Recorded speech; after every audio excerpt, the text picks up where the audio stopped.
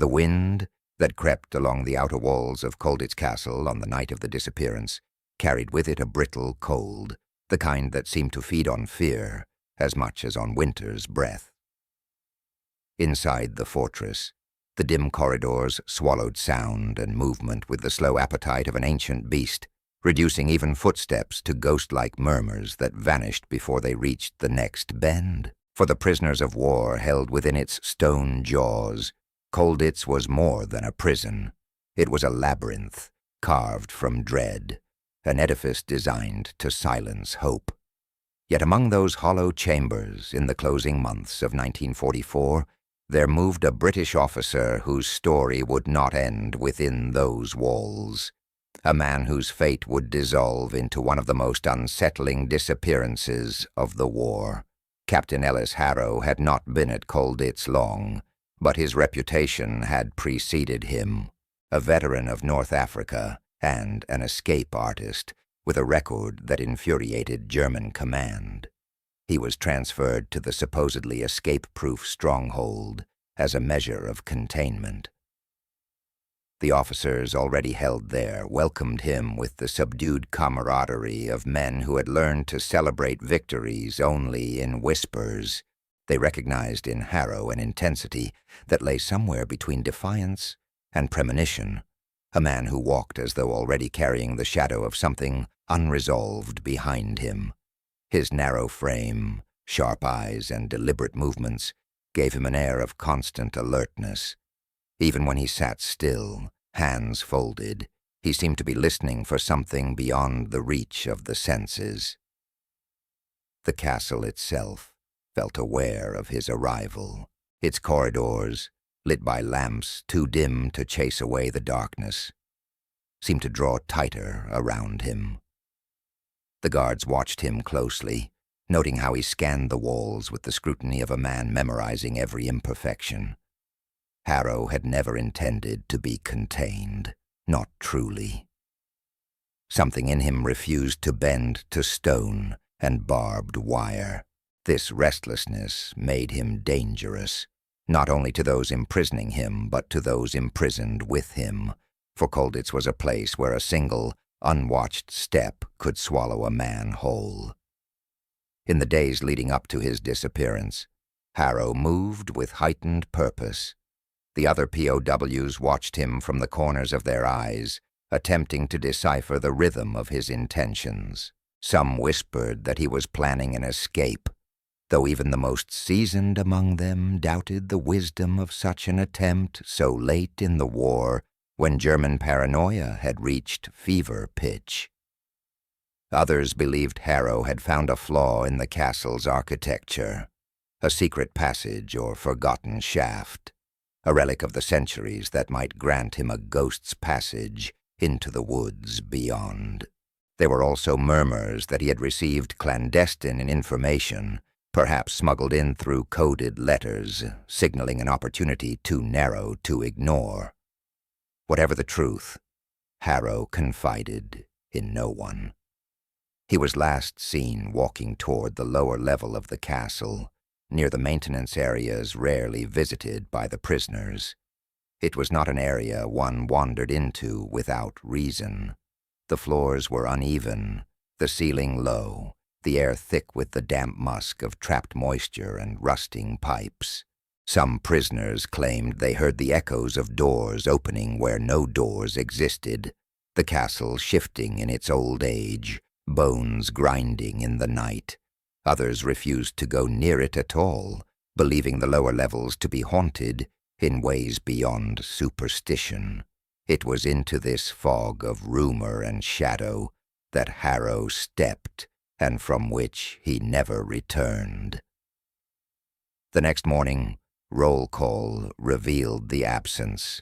Guards erupted into frantic movement, their boots clattering on stone as they shouted to one another, searching for signs of a breach. The POWs stood in rigid formation, exchanging glances filled with equal parts hope and dread. A missing prisoner meant the impossible had happened, yet the tension in the guards' voices suggested something far more unsettling than an escape gone right. Hours stretched into a grim procession of searches, interrogations, and scouring of every corner of the fortress. No hole in the perimeter was found, no loosened bar, no displaced stone. The castle had not been breached, and Ellis Harrow had not walked out under his own will. It was as though he had simply ceased to be. Some insisted he had made it out, and that the Germans were concealing the truth, unwilling to admit another failure. Others whispered theories of darker nature, that the bowels of the castle concealed roots not made for living men, that something had taken him. Rumors grew like mold in the damp recesses of fear, clinging to every mind that tried to make sense of the impossible. Whatever had happened, the castle felt heavier after his disappearance, as though absorbing his absence into its ancient mass. In those early days of searching, a few prisoners recalled vague noises from the night he vanished, a metallic clatter from below, a muffled voice, the abrupt dull thump of something striking wood or stone. But in Colditz, such sounds were commonplace, their meanings swallowed by the architecture's restless shifting. No one could say for certain what they had heard, and in the shadowed corners of their minds, where doubt gnawed like a rat in the dark, each man wondered what waited in the unseen spaces of the fortress. The thought lingered that perhaps Harrow had encountered something far more merciless than any guard. As the days turned into weeks, an air of haunted resignation settled over the prison. Harrow's belongings remained untouched. His bunk left as he had made it the night before he vanished. His dog tag, the small metal identifier that should have stayed with him until his final breath, was also missing. This detail troubled many, for soldiers did not part with such a token lightly. It was not merely proof of identity. It was a last anchor to one's humanity. For it to vanish with him suggested that wherever Harrow had gone, it had taken even the traces meant to endure. Some prisoners spoke late into the nights about the strangeness of his disappearance. They would gather in hushed darkness, their breath fogging in the cold air, voices barely above a whisper, as they debated what fate could befall a man in a place that had already witnessed so much suffering. It was during these exchanges that the atmosphere of Colditz seemed to tighten, as though the castle itself listened. And occasionally, when the wind howled just right, some swore they heard something else beneath its cry, something like a voice calling from far below the stone floors. In the middle of these whispered debates, a question often lingered unspoken, rising from the dread that saturated every corridor. If a man could vanish in this place without a trace, what did that mean for the rest of them? Could Colditz itself consume them one by one, leaving nothing but the echo of their names behind? The thought became an uninvited companion in their sleepless nights, a shadow that lurked just beyond the reach of candlelight.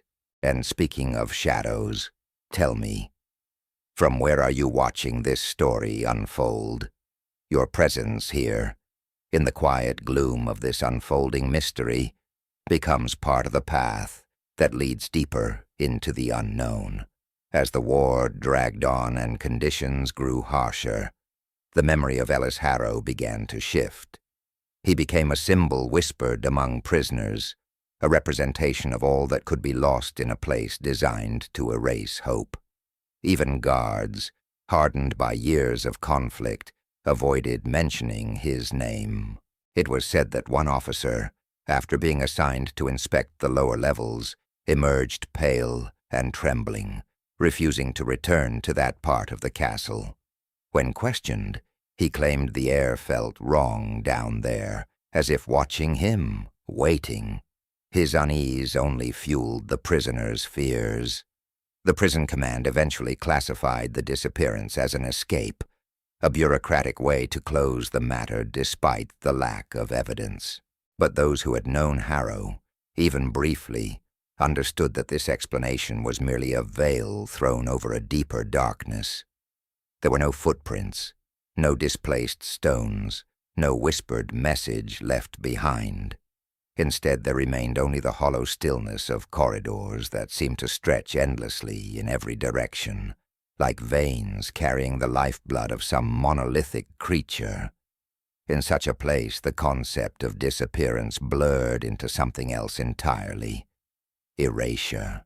Despite the tension that weighed on the castle, life within its walls continued in the way life always insists on continuing, even in the bleakest landscapes. Meals were served, escape plans were whispered, coded messages were smuggled in and out. Yet everything was touched by the absence of Captain Harrow. His empty bunk became a silent sentinel to the fear his disappearance had stirred. On some nights, men swore they heard faint taps from within the walls, rhythmic and deliberate, like a telegraph of the dead trying to speak. No one dared investigate. By the winter of 1944, the air itself seemed to grow colder, as if Harrow's absence had opened some unseen crack through which the chill of another realm seeped into the castle. Even the guards could not dismiss the feeling that something unseen moved behind them in certain corridors, brushing their thoughts like a cold hand. Superstition took root where logic failed, and in the stark gloom of wartime, superstition often felt like truth. Yet the most chilling part of the mystery was not what happened in 1944, but what would surface decades later, long after the guns of the war had fallen silent. For history has a way of resurrecting its ghosts, and in 2015, during routine maintenance on the grounds surrounding the old fortress, workers uncovered something lodged deep within a drainage channel below one of the castle's older foundations. A small, worn metal tag, corroded, pitted, scarred by time and moisture. The letters were faint, but still legible. Ellis Harrow, British Army. It was as if the castle had coughed up a secret it could no longer contain, and that discovery, decades removed from the war yet entangled with its deepest shadows, would crack open a mystery that had never healed. But before we follow that path into the years beyond the war, allow your thoughts to linger on the question that now haunts this story. How does a man vanish without crossing any threshold? How does a place hold on to a name for 70 years, only to release it when the world has forgotten to ask? If you wish to continue unraveling this silent, frozen riddle, subscribe to the channel, letting your presence echo in the dark spaces where stories like this refuse to sleep. In the weeks after Ellis Harrow vanished, Colditz seemed to hold its breath. The castle's daily rhythms, roll calls, rations, inspections, continued, but something in the air had shifted. Conversations dimmed sooner than before. Laughter, already rare, became almost taboo. Men avoided certain corridors without knowing why. It was as if the fortress itself had absorbed Harrow's disappearance into its bones, and now carried that weight through every stone and passageway. The guards, though less superstitious in their training, could not escape the unease either. Some began insisting that their patrol routes be changed, refusing to linger near the lower maintenance tunnels where Harrow was last seen. Others simply drank more heavily at night, seeking sleep through intoxication rather than the silence that now filled the castle like a gas. One morning in early December of 1944, the prisoners woke to a sharp chill that cut through even the thickest blankets. The guards discovered frost coating the inside of the barred windows, an unnatural cold that seemed to creep from the foundations upward. The men joked at first that it was Harrow's ghost returning for revenge. but the laughter died quickly. During roll call, a guard dropped his clipboard when a loud metallic clang echoed from beneath the courtyard, a hollow echoing thud that rolled through the ground as though something massive had shifted beneath them. For the rest of the day, soldiers investigated the lower chambers, but nothing was found. Only the same damp air, the same uneven stones, the same dripping pipes. Yet a new rumor took root among the POWs, that the castle had tried to move, as if something below had stirred. Lieutenant Graham Foster, one of Harrow's few confidants before the disappearance, became obsessed with finding answers. He was a thin, gaunt man with hollow cheeks and eyes that rarely blinked. Before the war, he had been a school teacher, and his habit of methodical observation made him one of the few men capable of keeping records without detection. Using scraps of paper hidden in the soles of his boots, Foster began to chronicle what he called the Harrow events. He wrote down every unexplained sound, every rumor, every change in the castle's atmosphere. It became his way of resisting madness. If he could describe the darkness, perhaps he could contain it. In one of his surviving notes, later found after liberation, he described a night when the wind carried a sound that seemed to come from beneath the stone floors of their quarters. Not a scream, he wrote, nor the moan of pipes or the grind of wood, but something softer, rhythmic, like breathing. He claimed that when he pressed his ear to the cold stone, he could hear it clearly, a long, measured inhale, followed by an even longer exhale, echoing faintly through the walls. He never told the others. They were already struggling with fear. He saw no reason to feed it. By January 1945, Colditz had become a place haunted by the anticipation of collapse. The war was turning. Everyone knew it. The thunder of artillery from the east was no longer a rumor. Even the guards had stopped pretending the Reich would last. Yet amid that uncertainty, Harrow's absence remained an open wound. The Red Cross, during its rare inspections, recorded the missing officer in its reports, but without a body, without proof of escape or death. The entry was left unresolved, a single word beside his name, unaccounted. To the men still imprisoned, that word carried weight. Unaccounted meant neither gone nor present, alive nor dead. It was the same as saying, lost to something no one could explain. As liberation approached, and the chaos of retreat consumed the German command, the lower levels of Colditz were sealed. According to the prisoners' later testimonies, an order was given to lock several maintenance corridors and storerooms deemed structurally unsafe. Whether this decision was architectural or psychological remained unclear. But from that day forward, the path where Harrow had vanished was never reopened. At least, not until long after the war. When the Allies finally took the castle in April 1945, the new officers noted strange irregularities in the building's layout. Some stairwells appeared to lead nowhere, abruptly ending in bricked-up walls. Old maps of the fortress didn't match its current structure. Several rooms, according to historical records, were missing entirely, erased by hasty masonry. One particular sealed doorway drew attention. It stood near the boiler room in the lower east section, where the stonework was fresh and uneven, as though built in a hurry. On the wall beside it, scrawled in charcoal, someone had written a single word, beneath. The soldiers who first saw it assumed it was graffiti left by prisoners, perhaps even a joke. The wall remained sealed.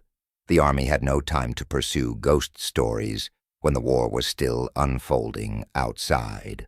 After the liberation, Colditz became a temporary holding site for displaced persons and later a hospital. The The memories of those imprisoned there began to scatter across countries, across lifetimes. Many former POWs tried to forget, but some, like Lieutenant Foster, couldn't. He returned to England and lived the rest of his life with a quiet obsession. He spoke occasionally at veterans' gatherings, recounting stories from the prison, but he always avoided one topic: Harrow. When asked directly, he would only shake his head and mutter that some doors were never meant to open. After his death in 1973, his family found his hidden notebook, the one detailing the Harrow events. Most of its pages were nearly illegible, faded by time and moisture, but one entry stood out. Dated March 1st, 1945, it read, "There is a sound beneath the east wall again. I counted 7 breaths this time. It feels closer." After that entry, the journal ended abruptly. For decades, Colditz stood as a historical monument. Its grim past turned into tours, museums, educational exhibits. Tourists walked the same corridors once patrolled by guards and prisoners alike, unaware of the sealed chamber beneath their feet. The name Ellis Harrow appeared occasionally in war records, always marked unresolved.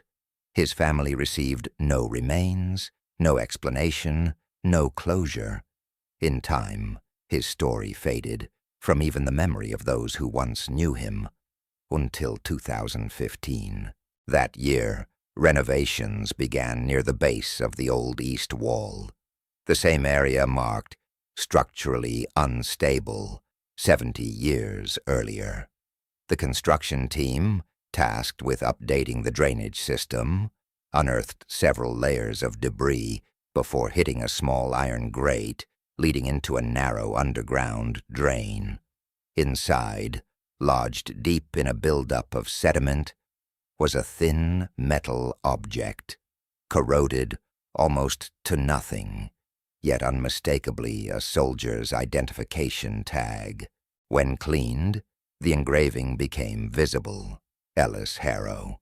The discovery made the local papers for a week. A historical curiosity, they called it. But to those who knew the history of Colditz, the way it devoured men whole, it was something else entirely. A whisper from the darkness returned too late. No one could explain how the tag had ended up there. The drain where it was found connected to no accessible chamber, at least none documented. It descended into a narrow cavity of stone and clay, ending abruptly as if cut off during the castle's later renovations. Ground-penetrating scans showed irregular shapes beneath, but the data was inconclusive. Perhaps voids, perhaps debris, perhaps something else. Some of the workers claimed that when they first reached the cavity, the air that escaped smelled of metal and old water, but also of something faintly organic, like decay, long contained. Within weeks of the discovery, historians began revisiting Colditz's archives. One researcher from Oxford, a woman named Dr. Margaret Ingram, became particularly drawn to Harrow's case. She specialized in wartime disappearances, focusing on soldiers listed as unaccounted. Her notes reveal an almost immediate fascination with the contradictions of Harrow's record. No confirmed escape, no death report, no sighting, yet a dog tag appearing 70 years later in a sealed area of the castle. She spent months combing through documents, seeking any clue. What she found deepened the mystery. Among the files recovered from post-war investigations was a fragment of an engineering report written in April 1945 by Allied engineers. It mentioned unexplored voids beneath east foundations, followed by an unfinished note: possible substructure predating current fortress, access unclear. The next page was missing. Whether it was lost, removed, or destroyed remained uncertain. Ingram also discovered a letter written by an American intelligence officer stationed briefly at Colditz in 1946. It mentioned a rumor that one of the prisoners disappeared into an area of the castle no one could find again.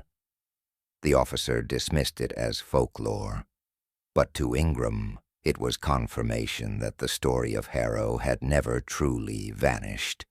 It had simply been buried. The most disturbing discovery came not from documents, but from the castle itself. Ingram, during a guided visit, requested access to the maintenance tunnels still closed to the public.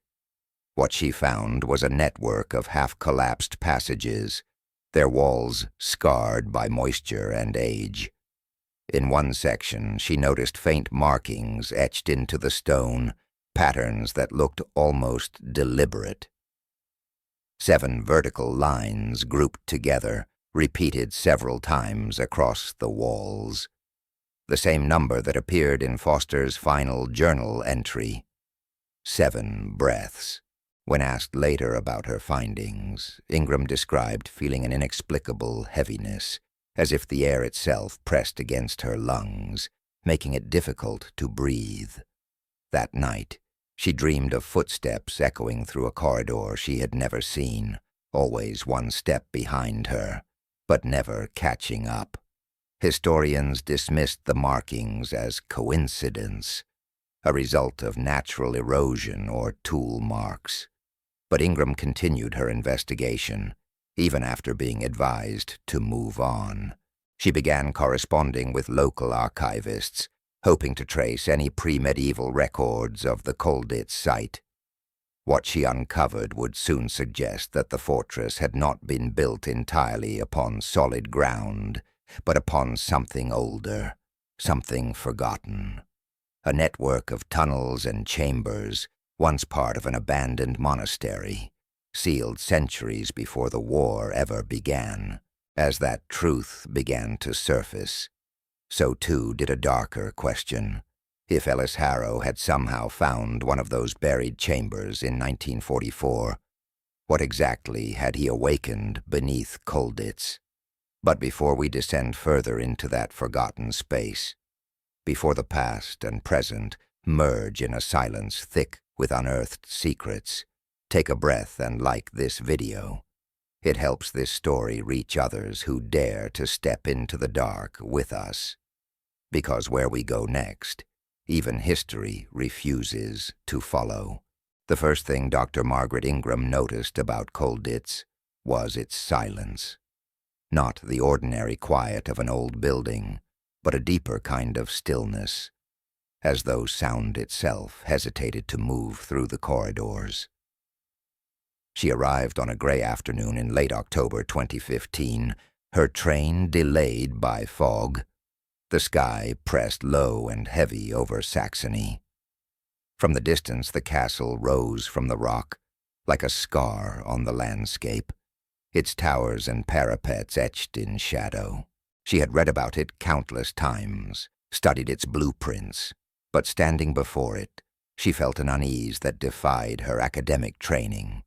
There was something about its shape against the horizon, something watchful, as though the structure had been waiting for her. Inside, the corridors were colder than the air outside.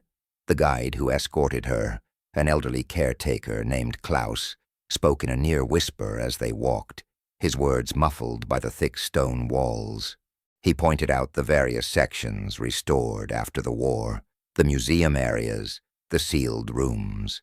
When they reached the eastern wing where Harrow's dog tag had been found, he paused.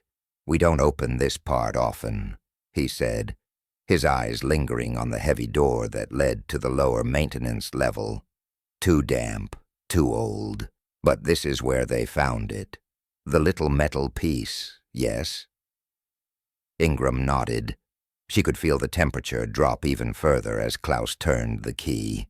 The air that escaped from behind the door was thick with moisture and age. The smell reminded her faintly of copper and soil. They descended into the dim corridor, the narrow walls slick with condensation. She heard water dripping somewhere far away, each drop echoing like the slow beat of a heart. The flashlight beam caught faint markings on the walls, scratches, names carved by prisoners, fragments of dates.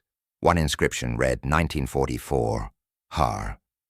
But the rest was too eroded to decipher. She knelt to examine it, her fingers tracing the shallow grooves. "Do people come down here often?" she asked. Klaus shook his head. "No, there's nothing to see." But that wasn't true. At the far end of the corridor, she noticed a thin line in the stonework, a faint seam running vertically along the wall. It looked as if two different kinds of masonry had been joined hastily, the stones misaligned by a few centimeters. "Was this rebuilt?" she asked. The caretaker hesitated. "After the war, maybe. The records are confused. Some parts, no one knows exactly when they were built." He was already turning back toward the stairs, clearly uncomfortable. "It's better not to stay long," he said. "The air down here is bad." Ingram lingered. Something in that seam called to her. A quiet irregularity, the kind an archaeologist's instincts could not ignore. She marked the spot on her notes and took several photographs before following him out. The moment the heavy door closed behind them, she felt a faint vibration in the floor beneath her feet, so slight that she almost dismissed it as imagination. That night, in her small hotel room overlooking the Mulde River, she studied the photographs. When she adjusted the contrast on one image, she saw what she had missed in the dim light. Near the base of the wall, faintly visible, were markings, 7 vertical lines grouped together, exactly as Lieutenant Foster had described in his journal 70 years before. Her pulse quickened. Coincidence, she told herself. Perhaps construction markings or mineral streaks, yet the pattern was too deliberate, too human. Ingram's work began to consume her. Over the following weeks, she obtained permission to examine the castle's restoration archives, including old blueprints and engineering reports. The deeper she dug, the stranger the inconsistencies became. Records from 1939 showed one layout of the lower east wing. Reports from 1946 showed another. Several rooms had no documented purpose, their access points removed or sealed. One engineer's note described an unmapped cavity beneath the boiler room, a phrase repeated in later inspections but never followed up. When she cross-referenced these documents with post-war testimonies, she noticed something chilling. Every mention of those lower chambers came with an addendum about unusual acoustics, pressure differentials, or low-frequency vibrations, words that had no place in a wartime prison report. The more she studied, the more it seemed that the structure itself resisted full comprehension. Colditz had been built, rebuilt, expanded, and repurposed so many times that its architecture formed a kind of temporal maze. Layers of history folded upon each other like strata of memory. And somewhere deep within that labyrinth, a man had vanished without leaving even the trace of a body. But Ingram wasn't the only one drawn to the mystery. As news of the dog tag circulated through academic circles, amateur historians and paranormal enthusiasts began speculating online. Forums dedicated to military history buzzed with theories: secret tunnels, collapsed escape routes, hidden war crimes. Others claimed Colditz was built atop something older. Roman ruins, pagan catacombs, even burial grounds. Most of it was nonsense, but Ingram couldn't dismiss everything. She had seen enough to know that truth often hides beneath the absurd. Her research took a darker turn when she received an unmarked envelope in the mail. Inside was a single photocopied page, typewritten with no return address. It contained part of a document she had never seen before, titled Operation Silence Colditz, March 1945. The text was incomplete, but one paragraph stood out. Section E has been closed following incident. Subject believed to have entered maintenance access without authorization. Sealing procedure enacted. Audio reports from containment team indicate vocalizations consistent with distress. Access permanently restricted. The date corresponded exactly to the night Ellis Harrow disappeared. When Ingram contacted the archives for verification, no such operation could be found in any military record. The document, they insisted, was fabricated, yet the language, the formatting, even the paper texture in the photocopy matched genuine wartime files. Someone had gone to great lengths to conceal or erase it, and someone else wanted her to know it existed. Her nights grew restless. She began dreaming of corridors lined with dripping stone, of water running upward instead of down. Sometimes she woke to the sound of metal scraping softly against metal, like dog tags brushing together. The first time it happened, she dismissed it as imagination. The second time, she checked her room, her luggage, her phone, nothing. But the sound continued faintly, just at the edge of hearing, fading only when dawn approached. Driven by obsession more than curiosity, she arranged for a ground scan of the sealed Eastern Foundation using portable radar equipment provided by a local university. The scan revealed anomalies, hollow pockets beneath the floor, some extending deeper than the existing plans indicated. One cavity in particular stood out, irregular, roughly spherical, located directly below the wall seam she had photographed. It seemed to connect to a narrow tunnel that vanished into the rock. The technicians, puzzled, suggested it might have been an old cistern or natural void, but Ingram, reading the scan output, saw something else. At the center of that cavity was a dense, metallic object. For days, she couldn't think of anything else. What lay beneath that wall? Another drain like the one where Harrow's tag was found, or something larger, older. She applied for permission to excavate, but bureaucracy moved slowly. In the meantime, she began interviewing locals. Many of the older residents had family ties to the castle. Former guards, workers, post-war caretakers. Most refused to speak on record, but one, a frail man named Heinrich, agreed to meet her in private. His father, he said, had worked as a janitor at Colditz in the 1950s during the hospital years. One night, while cleaning the lower corridors, he heard what he described as someone knocking from inside the wall. 3 knocks, then silence. The next day, that corridor was closed and never reopened. Heinrich's father quit the job shortly after. He used to say the castle remembers, the old man told her, and it doesn't like being disturbed. The phrase stayed with her. The castle remembers. That evening she returned alone to the eastern wing, long after visiting hours. Klaus, the caretaker, had given her a spare key under the pretense of research. She descended into the maintenance corridor with only her flashlight and recorder.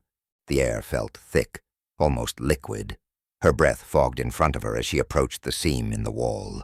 For a long moment, she stood there, listening. The silence was complete.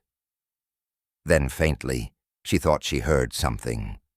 Not sound exactly, but pressure, like the air itself vibrating. Her skin prickled. She turned on the recorder. "This is Dr. Ingram, Colditz East Corridor, October 31st, she whispered, recording acoustic resonance at Foundation Seam. Time, 20 through 47. She held the microphone close to the wall. At first, nothing. Then slowly, a noise emerged from deep within the stone. a low, rhythmic pulse. Not mechanical, not random, something organic, like breathing. She stepped back, heart pounding. The recorder captured it clearly. Inhale, exhale, pause, 7 times. Then silence. She fled the corridor, slamming the heavy door behind her. When she listened to the recording later, alone in her room, she heard something else beneath the breathing. A faint metallic clink, like 2 pieces of metal tapping together. Dog tags. For weeks she avoided returning to Colditz, but she couldn't escape the feeling that whatever had taken Ellis Harrow in 1944 had never left. It was still there, sealed behind stone, breathing quietly beneath 70 years of silence. Waiting. Historians might call it superstition. Scientists might call it an unexplained resonance effect. But some places, she realized, do not simply hold history. They feed on it. And if you followed this far, if you felt the chill in these corridors, the weight of the air that never moves, subscribe to the channel before we descend further, because the next part of this story will take us below the castle itself, into the darkness that even time tried to bury. It took 6 months for the excavation permit to be granted. Bureaucracy, funding, and the reluctance of preservation authorities all conspired to delay the process. Yet by April 2016, Dr. Margaret Ingram found herself standing once again in the eastern corridor of Colditz, watching as a small team of engineers began to breach the wall she had discovered. The air was colder than usual, though spring sunlight burned above the castle courtyard. Even the workmen seemed uneasy, their movements slower than they should have been. Every strike of the chisel echoed through the chamber like a heartbeat. The wall was thicker than expected, nearly 2 meters of uneven stone, layers of different eras fused together. The deeper they went, the older the masonry became, rougher, darker, almost as if it had been melted and cooled rather than built. After several hours, one of the workers shouted that he'd found a hollow space. They paused, their flashlights trained on a narrow fissure that breathed a faint draft of air into the corridor. It smelled of rust and something else, something ancient. The scent of trapped earth, long denied the world above. "Stop there," Ingram said quietly. Her voice trembled despite her effort to sound composed. The team withdrew their tools, and she knelt to peer through the fissure. Darkness, not the soft darkness of a shadowed room, but a heavy physical blackness that seemed to absorb light. She felt her pulse in her throat. "We'll widen it tomorrow," she told them. "Not tonight." But that night, she couldn't sleep. She sat in her rented flat overlooking the town, reviewing the blueprints, the radar scans, the fragments of Foster's journal. Everything led to that sealed cavity. Every anomaly, every sound, every disappearance. She poured herself coffee that went cold, untouched, and listened to the wind drag itself across the windows. The same low pressure she'd felt in the corridor seemed to fill the room now, a subtle vibration that made the glass hum. At 3:12 a.m., unable to resist, she drove back to the castle. The guard at the gate recognized her and let her through without question. Inside, the halls were dark, empty except for the distant hum of the security lights. She descended into the east corridor, flashlight in hand. The fissure in the wall gaped slightly wider than before. Perhaps the masonry had shifted. The air that drifted through was colder now, carrying a faint metallic scent. She crouched beside it and switched on her recorder. "This is Dr. Ingram, Colditz excavation site, April 14th, 3:12 in the morning," she whispered, recording airflow and acoustic properties from the cavity behind the east wall. She leaned close, For a moment nothing, then, faint, almost imperceptible, she heard it again. The breathing, slow, deliberate, rhythmic, 7 breaths. She held her recorder steady, whispering numbers under her breath as she counted. Then something changed. A new sound emerged from beneath the breathing. A single metallic tap, sharp and deliberate, followed by another, like 2 pieces of metal brushing together in the dark. She froze. "Who's there?" she whispered. Silence. When she replayed the recording later, she realized there had been a response. A faint voice, low and distorted, like someone speaking through water. Only 2 words were clear. "Help me." The next day, she didn't mention the recording to the excavation team. She couldn't. They already thought she was too invested, too haunted by the case. But the sound of that voice clung to her mind like frost. She knew it couldn't be real. The cavity was sealed, the walls centuries thick, and yet the tag had been found. Something or someone had been there once. By the end of that week, the breach was widened enough for a person to slip through. Ingram insisted on entering first. She donned a respirator and headlamp, though the air inside, when she finally crawled through, felt oddly still. No dust, no movement, only the oppressive weight of enclosed silence. Her light caught rough walls, curved rather than straight, the stones slick with condensation. The chamber was circular, about 5 meters wide, the ceiling low and uneven. Water dripped from cracks above, collecting in shallow pools on the floor, and there, at the center, half buried in mud and debris, lay a rusted pipe, or what she first thought was one. But when she brushed away the sediment, she realized it wasn't metal at all. It was a skeletal arm, the bones faintly glistening in the light. Her breath caught. The hum in her ears intensified until it was all she could hear. She stepped back, trembling, and called for the team. Within an hour, forensic specialists from Leipzig arrived to assist. They cleared the site carefully, documenting every centimeter.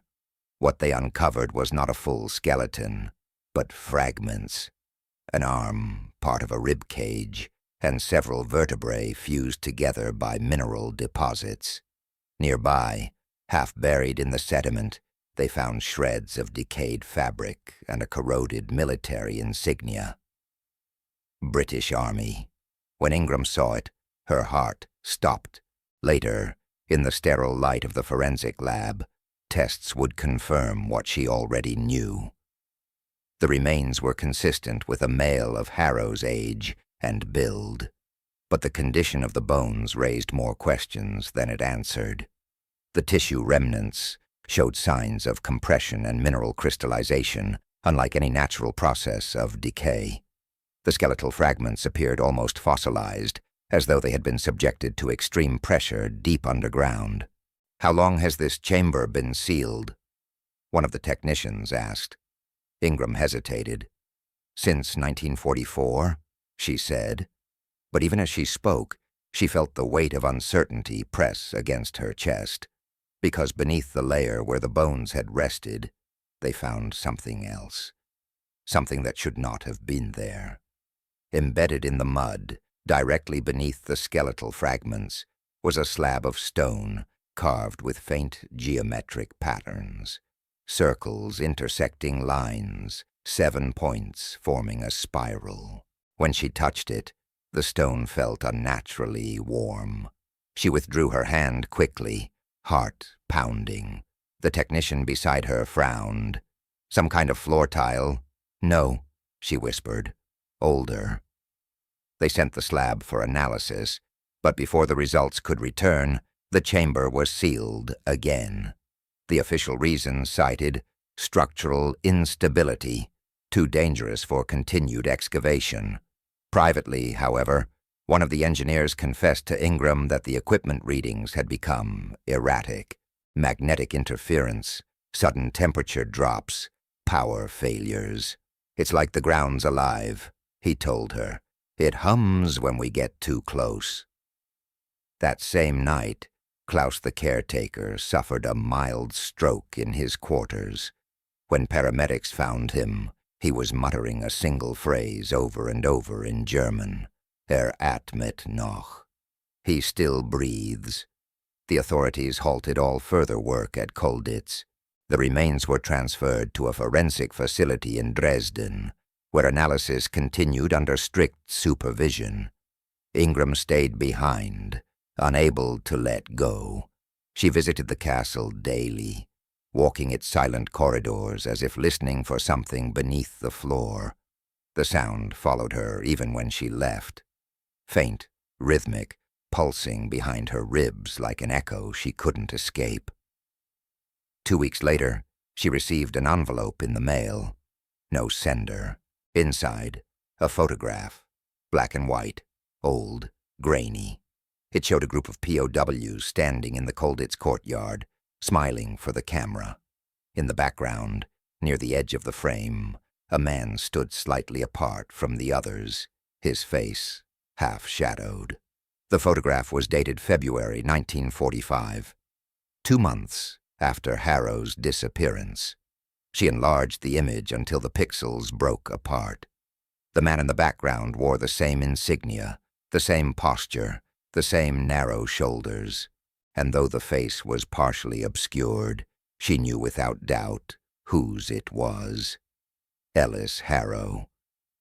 The discovery shattered every explanation she'd built. If the remains in the chamber belonged to Harrow, how could he appear in a photo taken after he vanished? And why had someone sent the image to her now? That night, unable to sleep, she returned once more to the castle, to the sealed corridor. She pressed her ear against the cold stone. The hum was there, steady and low, like breath trapped between worlds. And for the first time she thought she heard words inside it, fragmented, distant, yet unmistakable. You found me. The following morning she submitted her resignation from the university and withdrew from public contact. Friends said she moved to a small village near the North Sea, where she lived quietly, avoiding all discussion of Colditz. The slab recovered from beneath the remains was never publicly displayed. It was transferred to the custody of the German Historical Preservation Office and has remained sealed since. Official reports list the bones as probable remains of Ellis Harrow, though the case remains technically unresolved. But among those who have studied Colditz closely, the archivists, the engineers, the historians who still walk its corridors at night, there is a persistent rumor. They say that sometimes, when the wind passes through the eastern wall, you can hear something beneath the stone. Not quite a voice, not quite a sound, but a rhythm. 7 breaths, repeating endlessly in the dark. And if you've come this far, if you've followed this descent into what lies beneath Colditz, leave a like to let the echoes know you're listening, because the deeper we go, the closer we come to understanding what the castle remembers, and what it refuses to let go. When the excavation at Colditz ended, it left behind not just a sealed chamber, but an emptiness that spread quietly through everyone who had been part of it. For those who entered the East Corridor, life did not return to what it had been before. Each carried something invisible away with them, a heaviness that defied explanation, a sound that lingered just beneath the threshold of hearing. In reports and interviews, the symptoms varied: sleeplessness, recurring dreams, unexplained anxiety, sudden aversions to silence. Some described feeling watched in their own homes, particularly when the night grew still. A few claimed they could hear faint, rhythmic breathing in the walls. Dr. Margaret Ingram's disappearance from the academic world became the first whisper of what some would later call the Colditz resonance. It began as rumor, an urban legend shared among historians and online forums. But in the years that followed, too many details aligned to dismiss it as fiction. Former members of her research team spoke anonymously about strange experiences after the excavation. One technician said that months later, while reviewing the data from the radar scans, he heard a pattern of low-frequency pulses hidden in the noise. 7 rhythmic intervals. When he enhanced the sound, he claimed he heard what resembled a human breath. Another researcher reported that every time he replayed the audio from Ingram's recorder, his computer would crash precisely at the 7-minute mark. The file was eventually corrupted, replaced by static. The human mind, especially when brushed by the unknown, begins to invent explanations. Some called it hysteria. Others said it was the consequence of isolation, of spending too much time in confined, echoing spaces. But those who had been there, those who had touched the stone and felt the air move beneath it, were less certain. By 2017, the remains believed to belong to Captain Ellis Harrow were repatriated to England under the supervision of the Commonwealth War Graves Commission. The ceremony was small, quiet, attended only by distant relatives and a few historians. No coffin was displayed, only a sealed container of preserved fragments. The inscription on the headstone read, "Captain Ellis Harrow, British Army, missing, Colditz, 1944, found 2015. The service lasted less than an hour, but among those present was a figure who did not sign the guest list. A tall man in a dark coat, his hands gloved despite the mild weather. Witnesses would later recall his face only in fragments, narrow features, hollow eyes, a faint scar on his chin. When a journalist approached him for comment, the man simply said he wasn't supposed to be found, and walked away. The statement went unreported at the time, but it would resurface years later when the journalist, cleaning her archives, played back the old recording of that brief interview. In the background, barely audible, was a faint metallic sound, like 2 tags clinking together. Not long after the burial, a quiet string of deaths began to unfold. The first was one of the German engineers who had led the excavation, found drowned in his bathtub with no sign of struggle. The coroner listed it as accidental, heart failure most likely. The second was a historian from Oxford who had reviewed Ingram's findings. She suffered a fatal stroke while working alone in the university archives. The third was Klaus, the caretaker. His body was discovered near the eastern corridor of Colditz, slumped against the sealed door. His face, though pale and peaceful, bore the faintest trace of a smile. The medical report noted cardiac arrest, though his final words, scrawled in pencil on a notepad beside him, chilled those who found him. Ist noch da. He is still there. The authorities dismissed any connection. But by the time the third death made its way into local papers, the whispers had begun. Visitors to the Colditz Museum reported strange phenomena in the eastern wing. Audio recorders malfunctioning, batteries draining, faint tapping sounds echoing through the floor. A guide described seeing condensation form on the walls in the shape of handprints.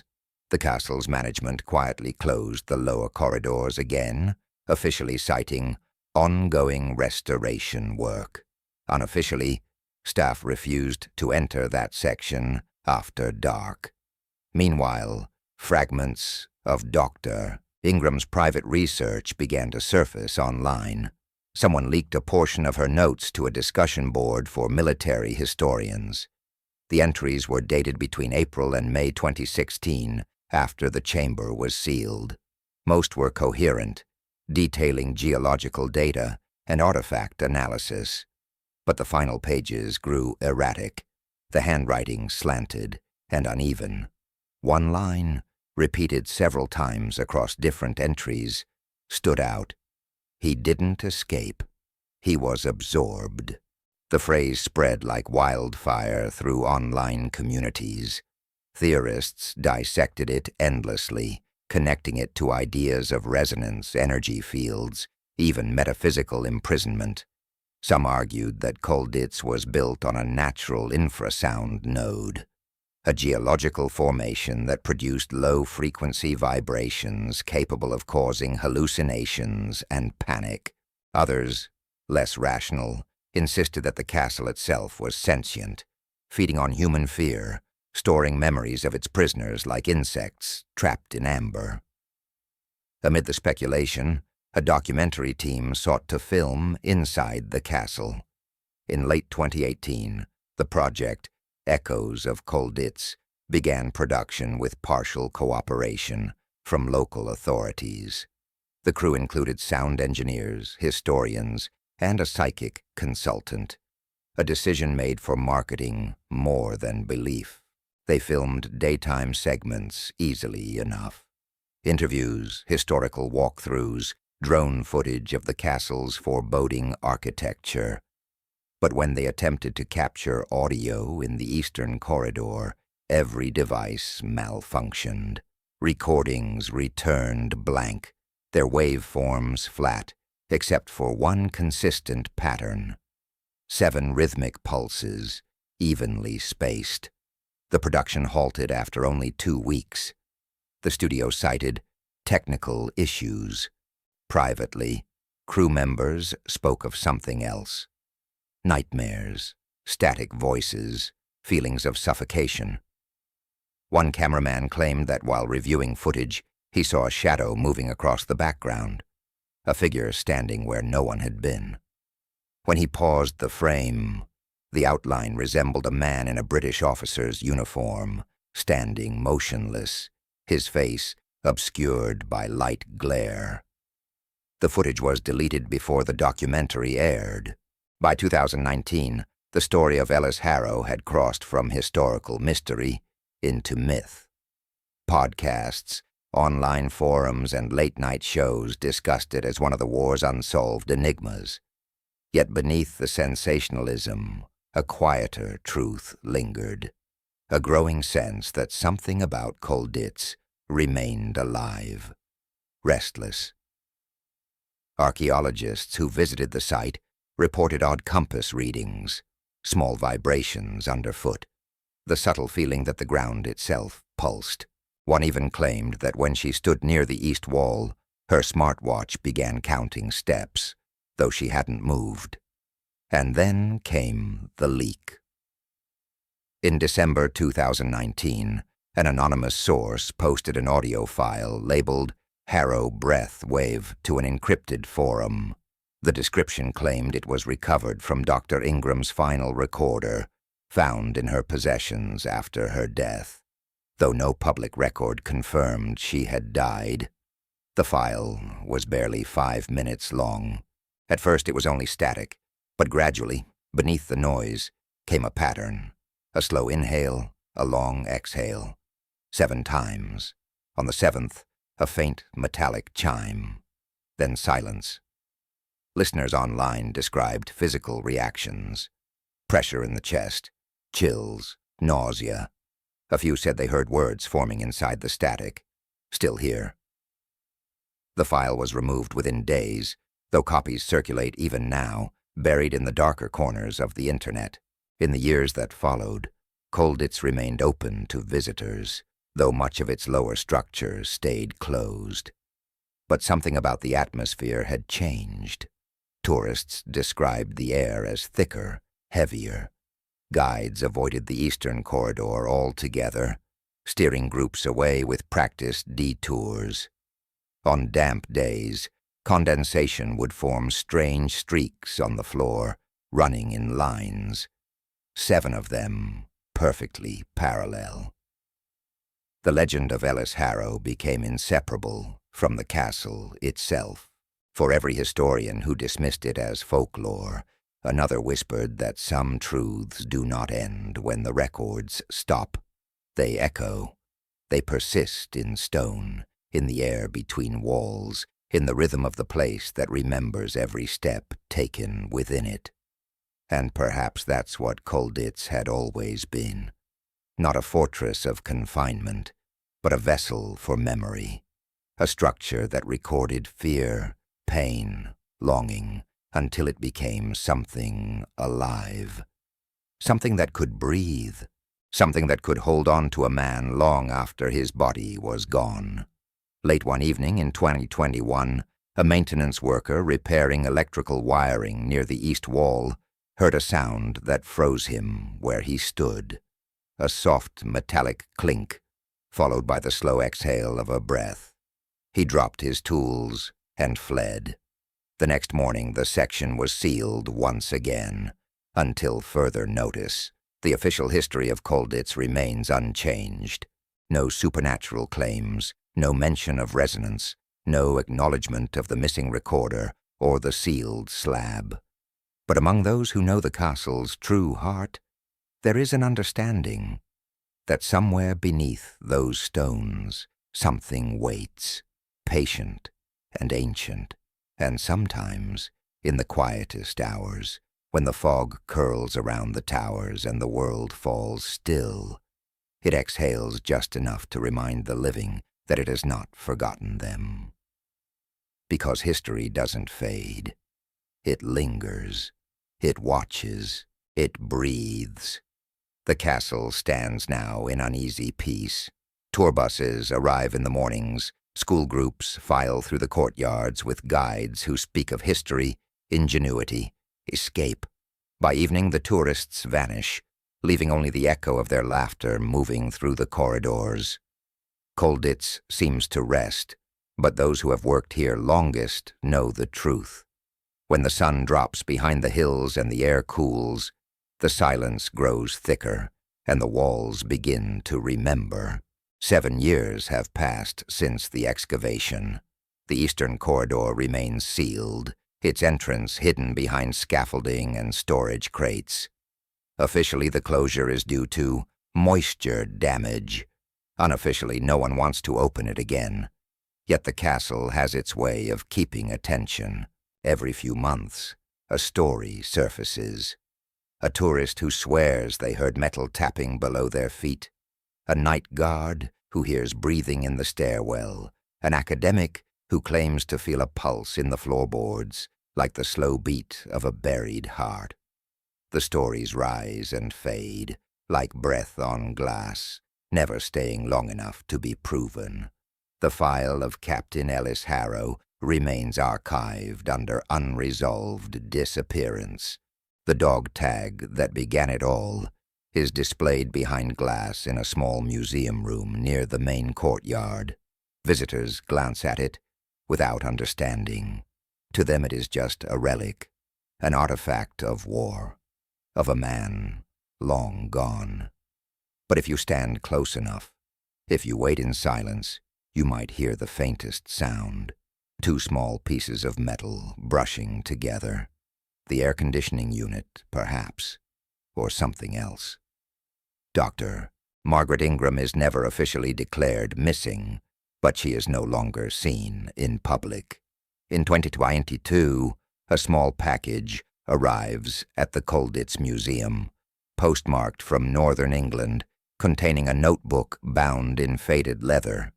Inside are pages of cramped handwriting, sketches of geometric spirals, and a final entry dated the year before. It reads, "He is not gone.